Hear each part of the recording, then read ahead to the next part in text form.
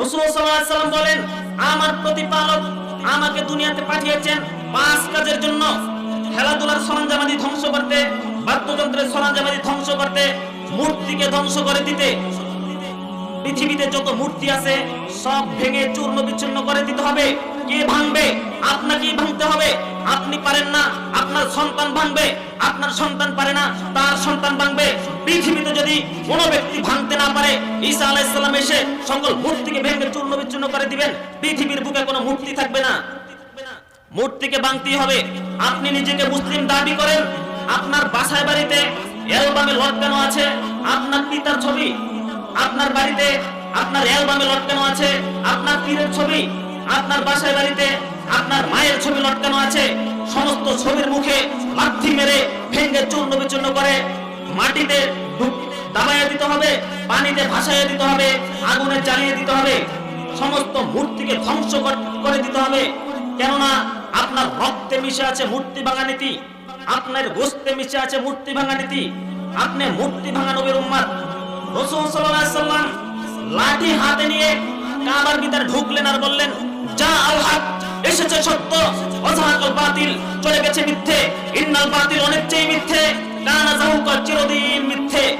এ বলে 307টা মূর্তি ভেঙে চূর্ণ বিচূর্ণ করে দিলেন।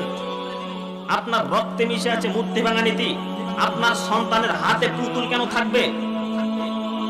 আপনার বাসায় বাড়িতে ছবি কেন আছে? পুতুল কেন আছে? আপনি কি নিজে মানুষ মনে করেন না? রাসূল সাল্লাল্লাহু আলাইহি ওয়াসাল্লাম বলেন, আমি দুনিয়াতে এসেছি মূর্তিকে, ছবিকে ধ্বংস করতে। আপনার বাসায় ছবি আছে কেন?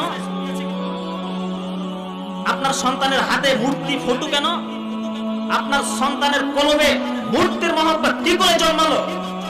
আপনার বাসায় শোকেজের ভিতরে মূর্তি কেন ঢুকিয়ে রেখেছেন? ছবি, হাঁসের মূর্তি। আপনার আমেরিকা থেকে আনা যদি স্বর্ণের হরিণও থাকে, তাও ভেঙে চূর্ণ বিচূর্ণ করে দিতে হবে। আমার মাইকের আওয়াজ যত বলে পুচ্ছে, সমস্ত নারীকে কথা বলছি, বাসায় বাড়িতে যত ছবি আছে, যত মূর্তি আছে, ভেঙে চূর্ণ বিচূর্ণ করে দিতে হবে। আমি বক্তৃতা থেকে ওঠার পূর্বেই, আমি বক্তৃতা শেষ করার আগে যদি সমস্ত ফটোকে, মূর্তিকে তুমি জ্বালিয়ে না দাও, ভেঙে না ফেলো, তাইলে তুমি মুনাফিক। মনে রেখো কথা, এখনই ভাঙতে হবে।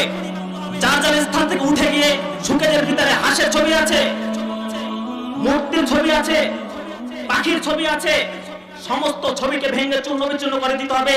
কেননা আপনি মুহাম্মাদের উম্মত। আপনি কেন ইহুদিদের আদর্শ মানবেন?